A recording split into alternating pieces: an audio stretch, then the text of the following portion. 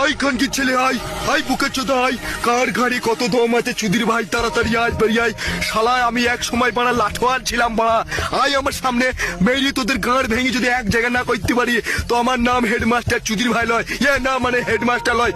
I বুকের চোদা I, যদি বাপের দুধ খেয়ে থাকিস তো আয় বাড়া। শুয়োরের বাচ্চা বলে কি রে বাড়া, আমাদেরকে মারবে?